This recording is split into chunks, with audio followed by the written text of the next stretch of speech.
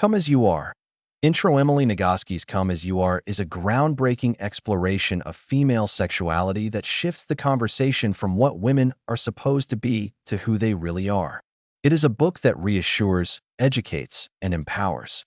Nagoski makes clear from the beginning that sexuality is not something broken that needs to be fixed, but something personal, adaptable, and deeply connected to the unique context of each woman's life.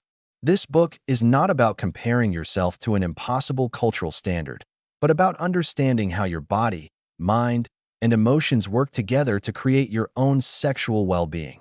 The central message of Come As You Are is simple, yet revolutionary. You are not broken. There is nothing wrong with you. If you have ever struggled with desire, pleasure, arousal, or intimacy, those experiences are not signs of dysfunction. They are reflections of how your brain and body respond to the context you are in. Nagoski blends science, storytelling, and compassionate guidance to show women how they can embrace their sexuality without shame or pressure. She begins by challenging the myths that dominate conversations about female sexuality. For centuries, women have been told that they are too complicated, too mysterious, or too fragile to understand.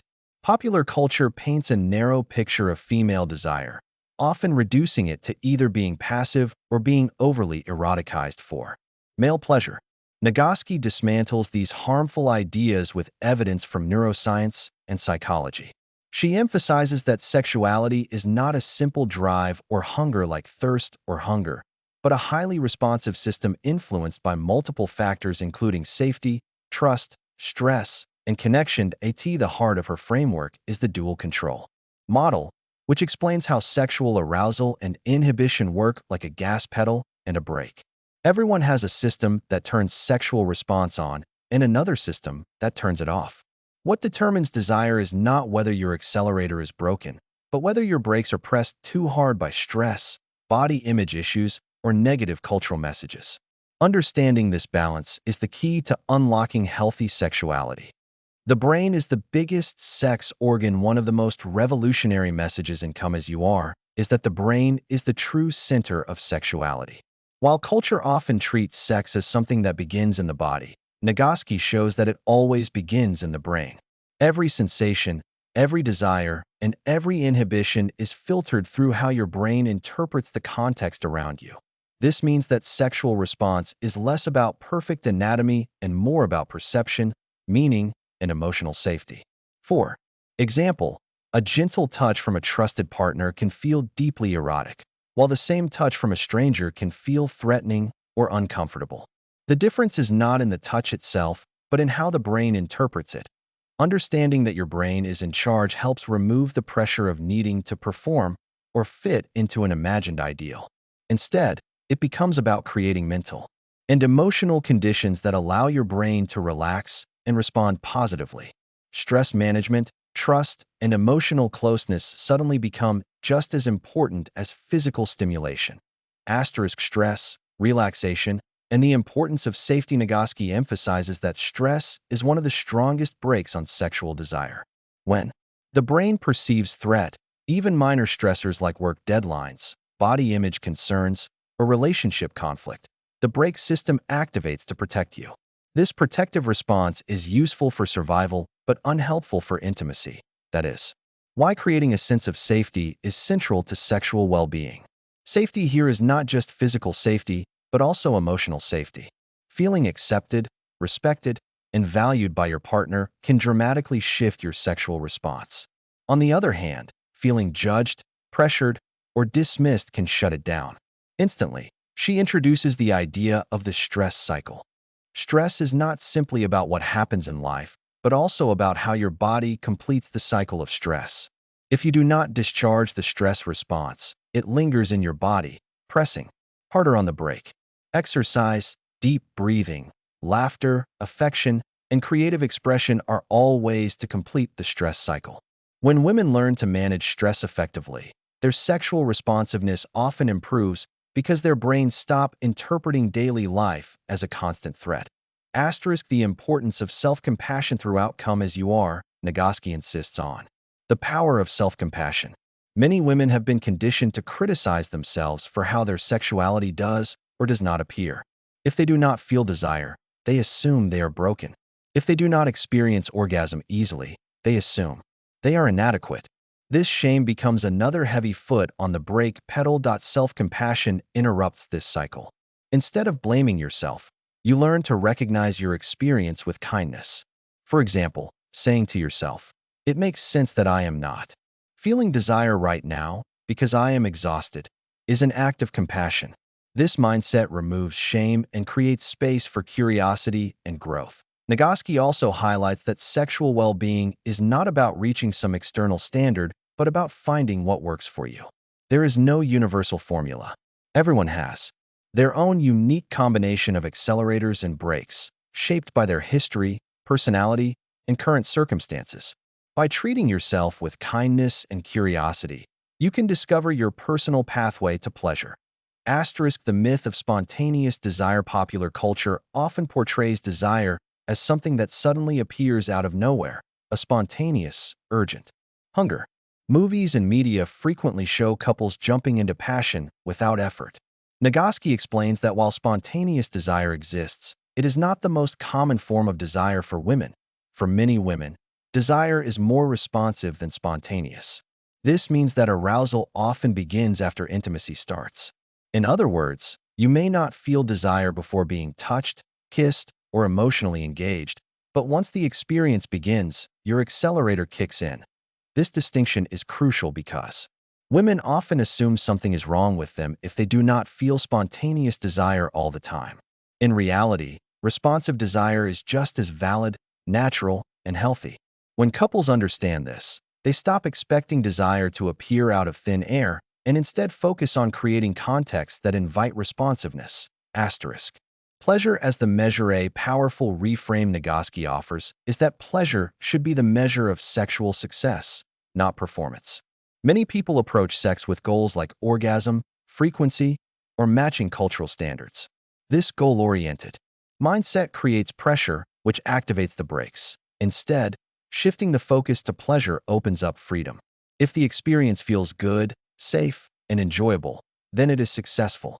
This pleasure-centered perspective allows couples to slow down, explore, and embrace the journey without anxiety about reaching a specific outcome. This also means that pleasure is not limited to intercourse.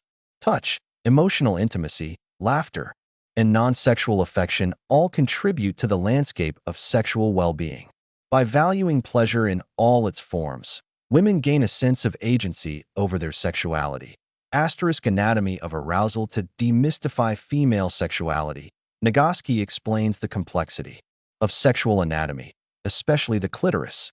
For decades, women were misinformed about their bodies, with cultural narratives centering male pleasure. Many did not realize that the clitoris is the central organ of female sexual pleasure and that most women do not experience orgasm from penetration alone. The clitoris, far larger than the small external part most people know, extends internally and surrounds the vaginal canal. Its only purpose is pleasure. Understanding this anatomy helps women and their partners stop expecting sex to look a certain way and instead focus on what genuinely creates pleasure. By learning about their bodies without shame, women reclaim a sense of ownership. Sexual knowledge becomes empowerment. The cultural story of sex. Emily Nagoski stresses that one of the biggest breaks on women's sexuality comes not from biology, but from cultural messaging. Society has long shaped narratives about what sex should look like. From movies to magazines, the dominant story has been linear: attraction, kissing, penetration, orgasm. Done. But this narrow script leaves many women feeling broken when their experience does not match. If intercourse alone does not lead to orgasm, women may assume they are flawed. If they do not feel spontaneous desire like characters in movies, they may think something is wrong with them. Nagoski explains that these stories are myths, not reality. She encourages women to step outside this rigid narrative and embrace their own truth. Sexuality is not a performance for others to watch. It is an internal, lived experience. When women unlearn the cultural story, they reclaim the right to define sex in ways that feel good for them: playful, slow, emotional, messy, or simply different from the standard script. The role of body image. Another massive influence on women's sexual experience is body image. Research shows that how a woman feels about her body directly affects her ability to feel pleasure. If she is worried about how she looks during sex, her brain interprets this as a threat, pressing the brakes. For example, a woman who is self-conscious about her stomach or thighs may be distracted during intimacy. Instead of tuning into sensations, her mind is focused on judgment. This mental shift diminishes arousal, even if her partner finds her deeply attractive. Nagoski highlights that positive body image is not about achieving perfection. It is about cultivating trust and kindness toward your body. When women learn to view their bodies with compassion and appreciation, the brakes lift. This does not mean ignoring insecurities, but shifting focus from appearance to experience. A woman who sees her body as worthy of pleasure opens herself to far more fulfilling sexual encounters. The impact of trauma. Nagoski handles the subject of trauma with care. For many women, past experiences, whether sexual trauma, relationship, betrayal, or ongoing emotional harm, become strong brakes on sexual responsiveness. Trauma imprints itself on the nervous system, leaving the body in a heightened state of protection. This does not mean that women with trauma cannot have healthy, joyful sexuality. But it does mean that healing requires patience, compassion, and often professional support. Nagoski reassures survivors that nothing about their response is broken. It is their brain's natural attempt to protect them. The path forward is not to force desire, but to rebuild safety and trust, sometimes over time and sometimes with therapeutic guidance. By naming trauma without stigma, Nagoski validates the experiences of countless women and shows them that recovery and pleasure are possible. The role of relationships are the ecosystem in which sexuality either thrives or struggles. Nagoski emphasizes that the quality of the emotional connection between partners strongly influences sexual satisfaction. Conflict, resentment, or miscommunication can press the brakes even when physical attraction is strong. Healthy relationships, on the other hand, nurture desire. Emotional intimacy, trust, and kindness set the stage for sexual connection. Nagoski stresses the importance of open communication. When partners can talk honestly about what they enjoy, what they struggle with, and what they want to explore, both pleasure and closeness deepen. She also highlights that relationships evolve. Desire may look different after years of partnership, compared to the beginning. This is not failure, it is normal. Couples who adapt by creating new contexts for intimacy, trying new experiences, or simply prioritizing connection over routine tend to sustain long-term satisfaction. The good enough sex model. In a culture obsessed with peak performance, Nagoski introduces a liberating idea: good enough sex. Not every encounter has to be perfect or earth-shattering. Expecting fireworks every time only sets couples up for disappointment and pressure. Instead, good enough sex means focusing on presence, connection, and shared pleasure. Some experiences may be brief, others exploratory, some deeply passionate, and others simply comforting. When couples let go of the need to constantly prove passion, they open themselves to authentic intimacy. This model also relieves women from the guilt of not being in the mood all the time. Sexuality can ebb and flow naturally, without meaning the relationship is failing. Accepting good enough creates more space for joy and less stress. The role of non-sexual intimacy. Nagoski reminds readers that sex is not separate from the rest of life. Everyday acts of affection, holding hands, hugging, sharing laughter, contribute significantly to sexual well-being. These forms of connection lower stress, build safety, and activate the accelerator. For many couples, creating a foundation of non-sexual intimacy allows sexual intimacy to flourish. When partners feel emotionally cared for, their bodies respond more openly. Small gestures of love and kindness ripple into larger waves of desire. This insight is especially important for long-term relationships. Instead of expecting sex to create intimacy, couples can see intimacy as the soil from which sex naturally grows. The science of orgasm. Nagoski dives into the science of orgasm with clarity and encouragement.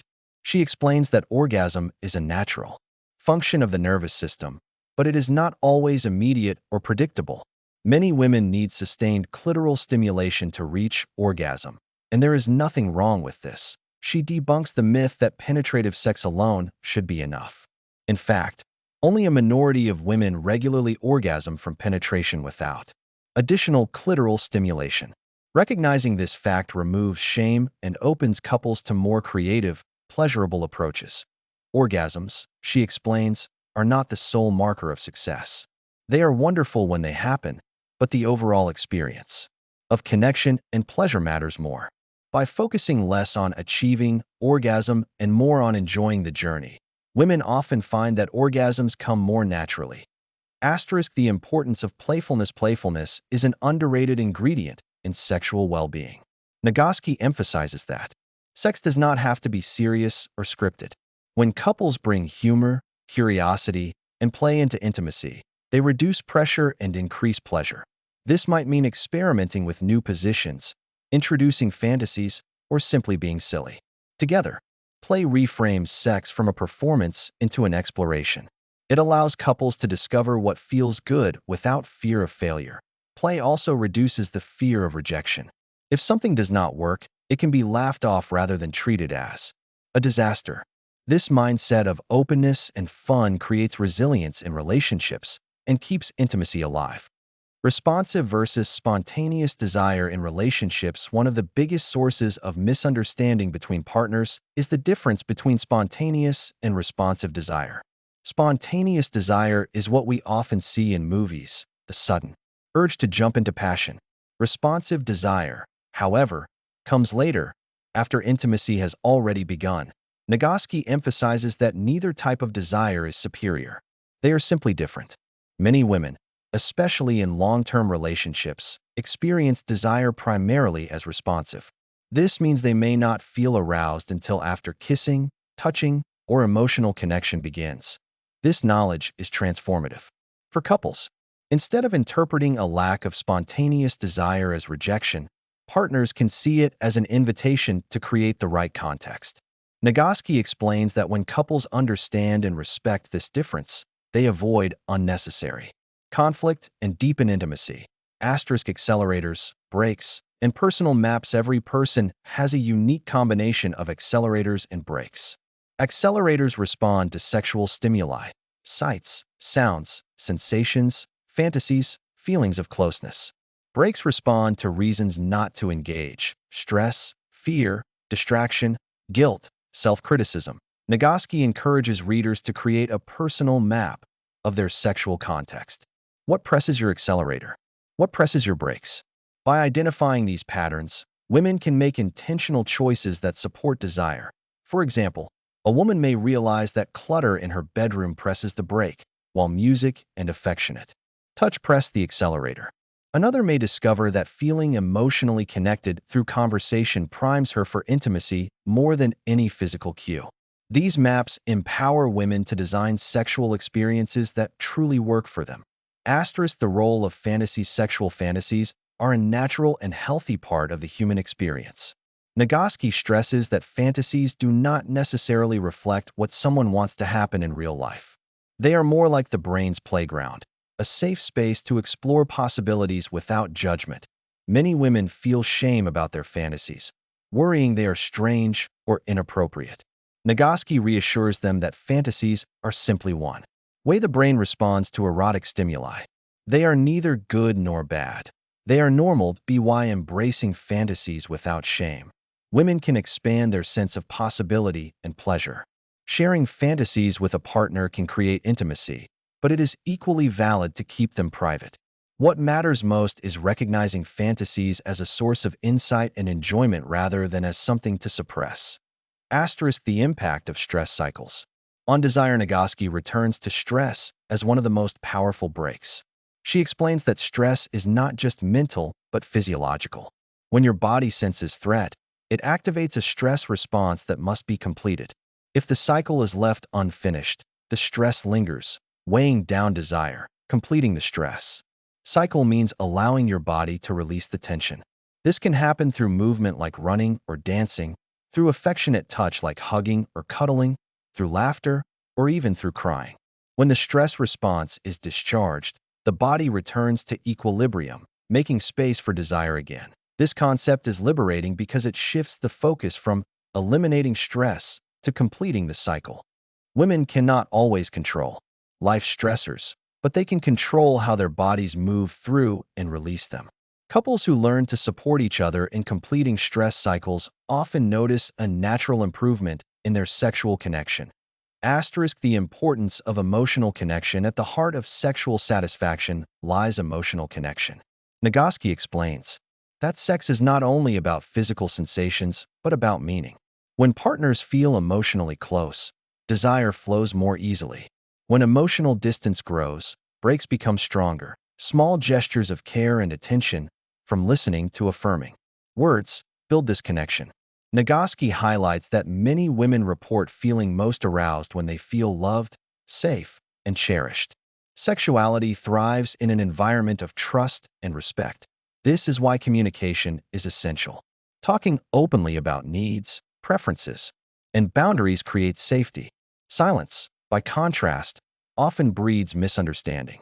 Nagoski encourages couples to practice gentle honesty, even if it feels awkward at first, because clarity deepens intimacy.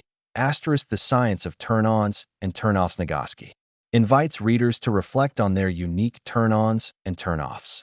These are not limited to sexual stimuli, but include the broader context of life. For example, turn-offs might include stress, feeling objectified, or lack of trust. Turn-ons might include affection, humor, novelty, or simply feeling relaxed. She explains that turn-ons and turn-offs are not fixed. They can evolve over time, shifting with life stages, health, and relationship dynamics. Acknowledging this fluidity helps women adapt instead of blaming themselves when their desires change. Couples who regularly talk about what turns them on and off build a flexible, supportive sexual relationship. The conversation itself becomes a form of intimacy, allowing both partners to feel understood. Asterisk why pleasure is political. One of the boldest arguments Nagoski makes is that women's pleasure is political. For centuries, female sexuality has been dismissed, shamed, or controlled. Myths about women being less sexual than men or women's orgasms being unimportant have deep cultural roots. Reclaiming pleasure, then, is not just personal but cultural. When women prioritize their own joy, they challenge centuries of oppressive narratives. Nagoski positions pleasure as a form of resistance against shame and control. This perspective is empowering. It reframes self-care and intimacy as acts of dignity and strength.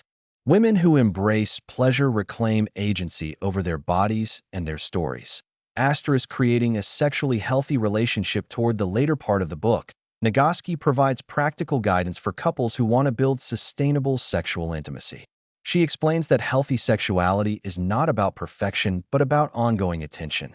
This includes creating rituals of affection, managing stress together, keeping playfulness alive, and respecting each other's differences in desire. It also means embracing change.